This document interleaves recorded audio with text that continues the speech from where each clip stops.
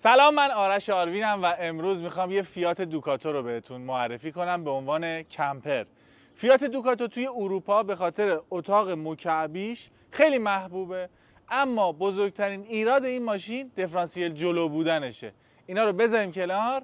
میخوام از کارشناس فنی برنامه‌مون رضا اسد بخوام که بقیه توضیحات کامل این کمپر رو، چون خودش تجهیزش کرده، براتون بگه. تا آخر این ویدیو حتما همراه ما باشید، چون این ماشین خیلی هیجان انگیزه.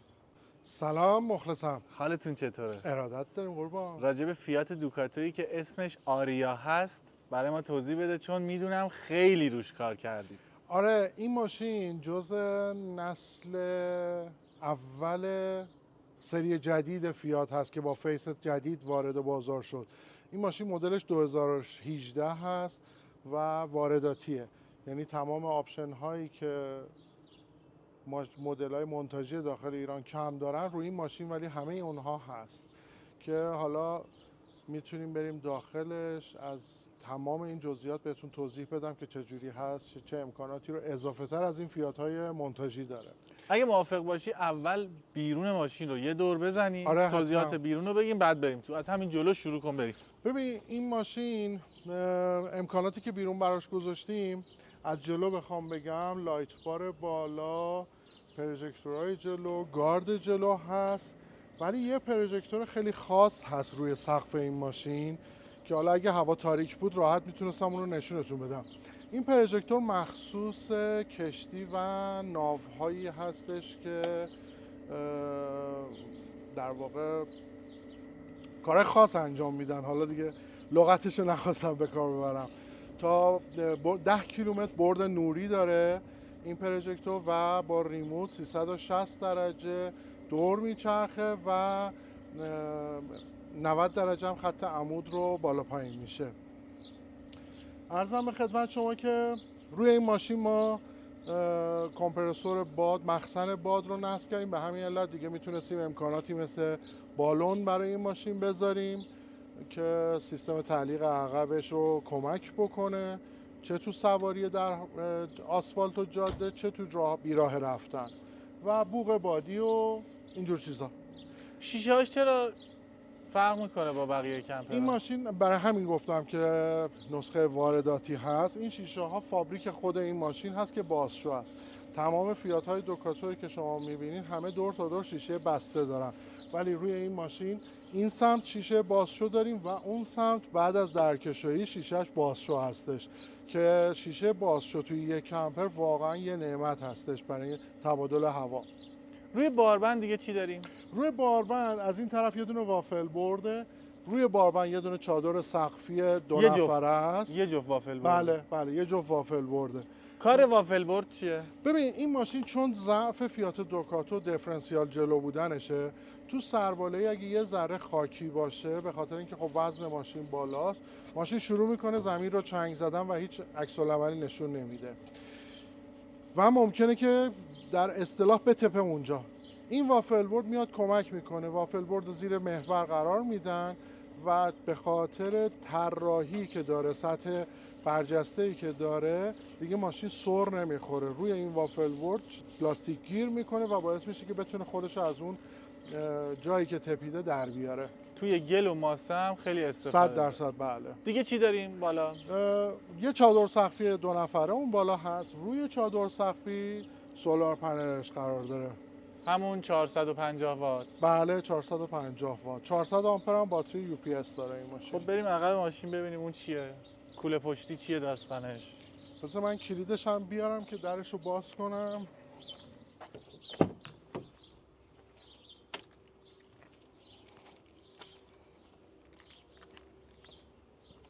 اصلا این قطعه به چه دردی میخوره؟ چجوری درستش میکنن؟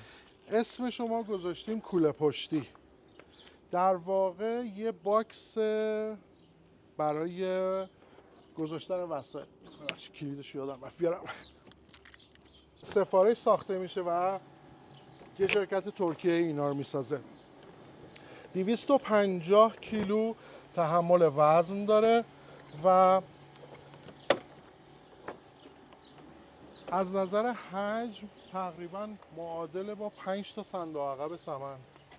فضایی که میتونه داشته باشه. طبقه بندی داره و به راحتی میشه داخلش وسیله گذاشت. اولین باری که من این کوله پشتی ها دیدم توی گرجستان تو شهر تفلیس روی بنزای اسپرینتری بود که مسافرها رو جابجا می‌کردن. بهترین جا واسه گذاشتن چمدون‌های دقیقاً مسافرها بود. خودشون هم توی ماشین جلو راحت پاشون می‌شستن، راحت. چون این ونا مثل اتوبوس اون زیر فضای چمدون نداره. بله. یا بخوان چمدونشو ببرن توی ماشین، مینیبوس جاش تنگ میشه. دقیقاً اینو گذاشته بودن واسه اون که خود این هم به صورت لولایی آره الان باز بازش میشه. میکنم ببینید چجوری باز میشه. این آریایی هم که اینجا نوشته اسم شده این ماشینه. اسم خود ماشینه، مثل ماشین ما که اسمش ولکانه.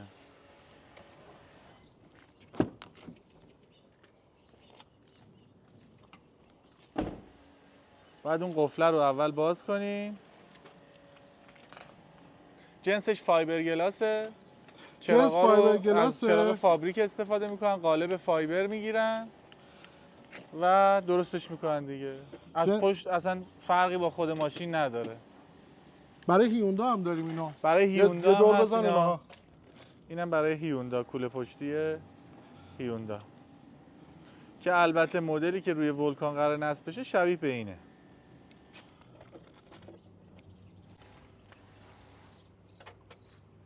این پینا رو در میاری.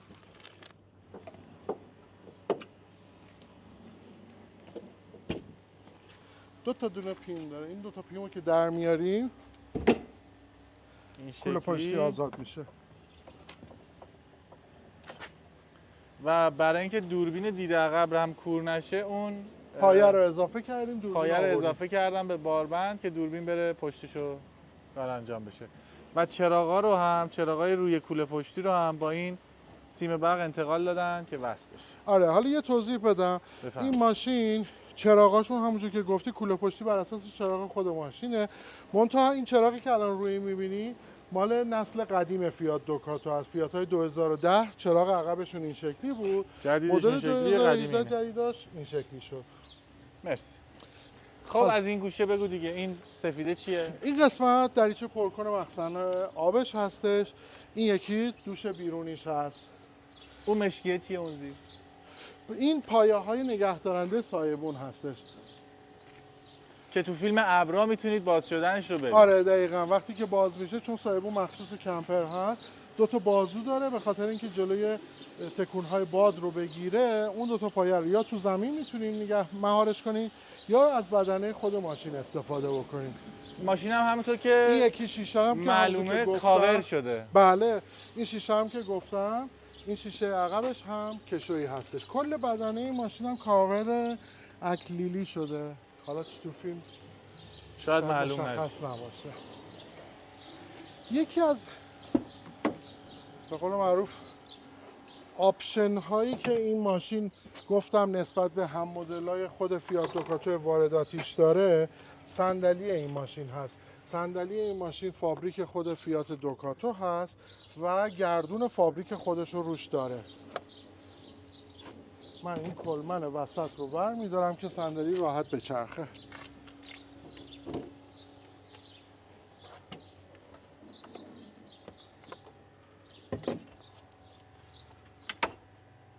از اینا نمیتونید کپی کنید عینشو درست کنید؟ متاسفانه یراقی که داخلش داره یه چیز خیلی خاصی هستش. آرم دوکاتور هم روش میبینیم. هر دو خب تا اینجا رو صندلی زیر دستی داره، گودی کمر رو پر میکنه. یه شیلنگ بادم اونجا واسه تمیزکاری داره. کف ماشین هم که میبینید موکته، باید کفشاتون رو در بیارید. یه میز قابل گذاشتن و برداشتن اینجا هست که این پایش این شکلی خم میشه زیرش، از اون لوله ها بلند میشه و تمام. من اون یکی صندلی رو هم رضا میخواد اون یکی صندلی رو هم برگردونه. تلویزیونش اینجاست. این ماشین دو تا تلویزیون داره، یه دونه اینجا، یه دونه قسمت عقب کنار تختشه.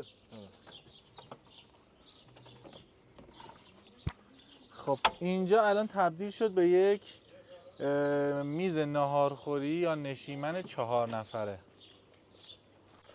این تخت خواب هم میشه آقا رضا؟ بله الان میام نشون میدم بهتون. الان اینجا یه نشیمن 4 نفره شد. این میز قابل برداشتن این شکلی آزاد میشه. پایش جمع میشه و میتونیم پشت تخت بذاریمش. حالا من میذارمش این کنار. این صندلی 2 نفره‌ای که اینجا هست این شکلی بلند میشه میاد.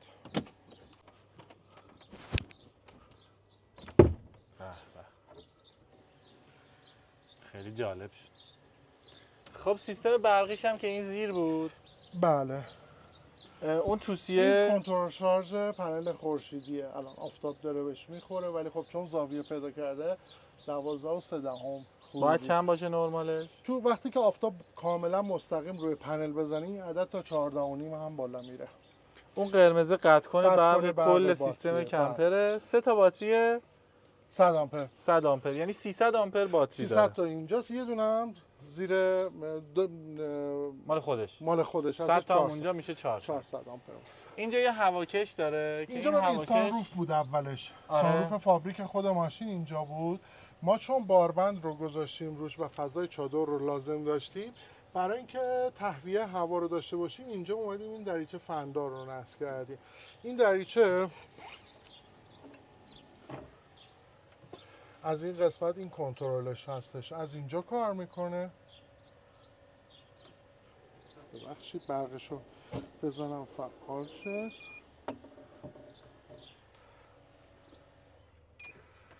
به صورت برقی دریچه‌اش باز میشه.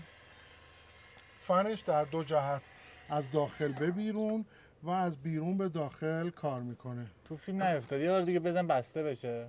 بزنم بسته شه. آره.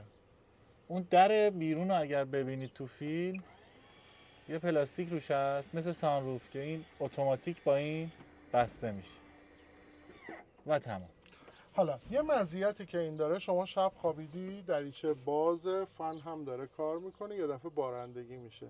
این دریچه ها مجهز به سنسور بارون و آب هستن. به محض اینکه آب باهاش تماس پیدا کنه بلافاصله خودش در رو میبنده که بارون داخل ماشین نیاد.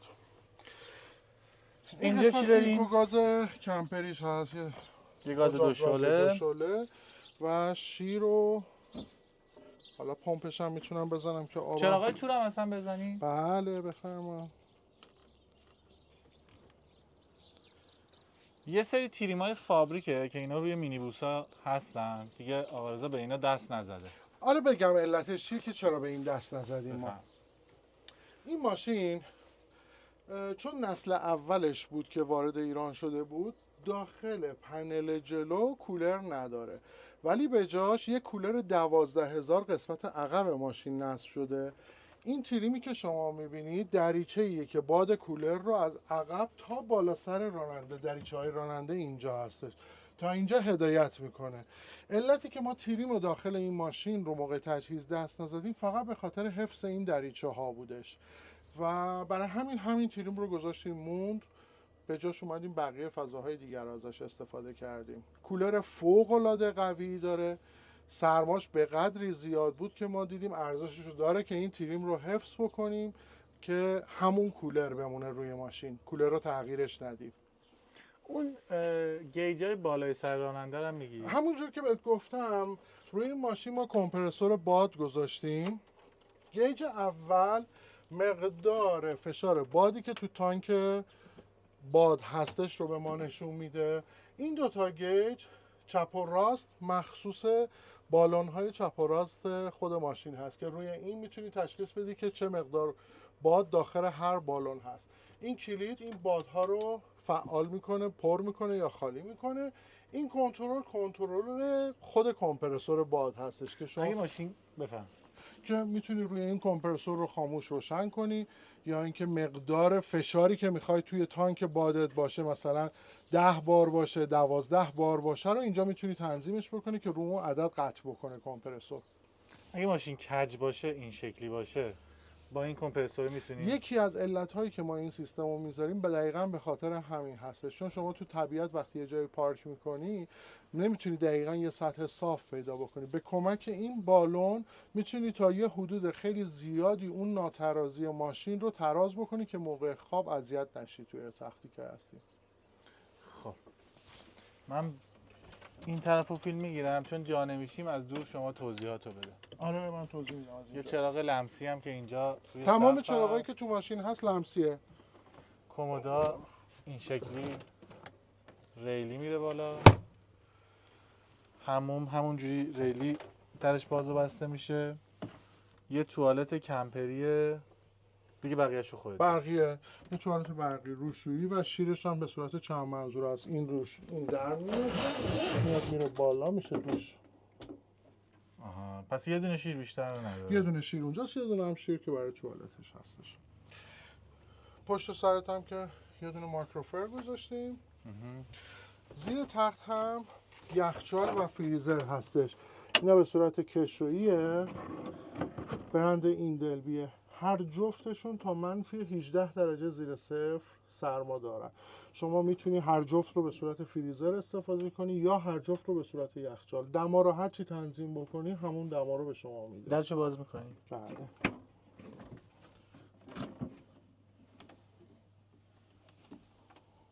بزرگ هم هست. زیری رو اگه باز کنیم عین همینه؟ عین همینه اونا.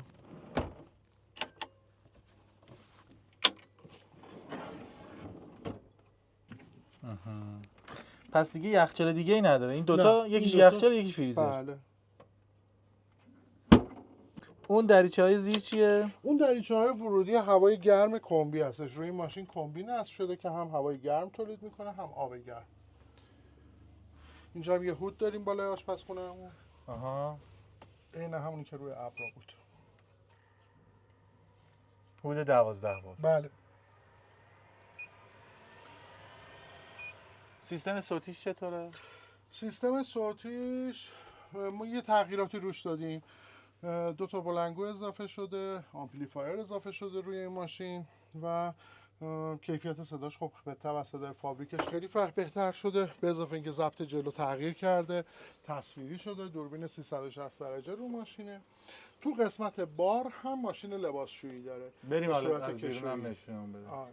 پریزر برق 220ش کجاست؟ اون قسمت تو قسمت خواب اون گوشه پشت تلویزیون. آها دیدمش، اون سر آبیه. بله. اون طرف روی ستون 2 تا پورت فندکی اونجا هست برای شارژ. این پنکه 12 یا پنکه شارژیه؟ 12 ولت که با یو اس بی کار میکنه. ببخشید 12 نیست، با یو اس بی اصلا کار میکنه اون پنکه. یه دونه چراغ مطالعه هم اینجا هست و دیگه این پشت چیزی نداریم. نه اونجا چیزی نداریم. اینجا کلید سایبون رو داریم. این طرف اینجا کنترل دستگاه کمبی رو داریم. این ریموت هم مربوط به چراغای داخله که بخواید نور. این چیه سطل زباله سیلیکونی. این شکلی میاد بیرون، کیسه رو میذاری داخلش. وقتی هم که پر استفاده نمیخوای بکنی جمع میشه که این راه رو جلو پات نباشه. خیلی باحاله. منم میخوام از اینا. یه کمد هم اینجا، کمد ایستاده با کلی فضای بار تا پایین رفته. تا پایینی هم هست. عالی. پس بریم بیرون.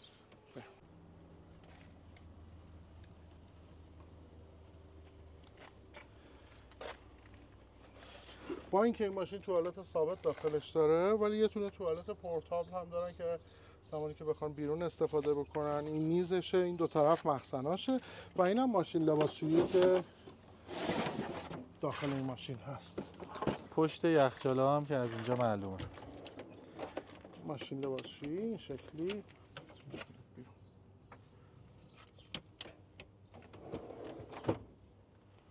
خیلی هم عالی. کمپرسورش هم که اینجاست. کمپرسور 4 سیلندر. شبیه وینچ وارنه قیافش.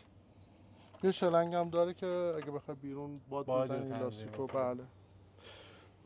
خب دیگه توضیحی داریم؟ اگه بشه یه بارم ارتفاعشو واسه ما بالا پایین کن ببینیم چقدرین آره. چیزا بازی الان میکنه. روشن میکنمش که تا کمپرسور داره پر میشه این سه تا وسیله بیرون هم به من بگو چی ان؟ اینی که میدونم این اگزوز کمبیه. بخاری در جا کمبی اون هستش. این یکی ورودیه. برق 220 مون هست. زمانی که ماشین به برق شهر دسترسی داشته باشیم وصل میکنیم به برق شهر ماشینو. نه برقی نداره. این یکی که اینجا هستش خروجی برق هستش. زمانی کم کردی بیرون ماشین برق لازم داری این پریز برق 220 هست. این مادگیه. اون یکی نری که یه موقع برای اشتباهی برق وصل نکنید بهشون. خب الان ماشین رو روشن کردیم که کمپرسور منبع رو پر بکنه تا بتونیم این اختلاف ارتفاعی که توی حالت پر و خالی پنوماتیک هست رو نشونتون بدم. میزنی الان؟ بفرمایید. این بالاترین حالتشه. این الان بالاترین حالتشه.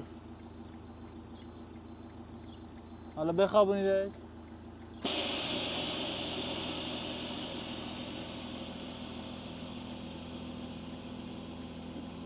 اینم پایین ترین حالتشه. دست شما درد نکنه. خیلی ممنون که وقتتون رو در اختیار ما گذاشتین و این ویدیو رو تماشا کردین. امیدوارم که پسندیده باشین. اگه خوشتون اومد محبت کنید، لایک کنید اگه دوست داشتید. البته اگه این کانال رو سابسکرایب نکردید، بازم اگر خوشتون اومده از محتوای این کانال سابسکرایب کنید که باز ویدیوهای دیگر رو ببینید. ممنونم از لطف و محبت شما. پیشنهاد، نظر، هر صحبتی راجع به این ماشین داشتین خوشحال میشم کامنت بذارین و ما هم بخونیمشون. مرسی از آقای اسد. ممنونم بابت وقتتون و اینکه ارادت.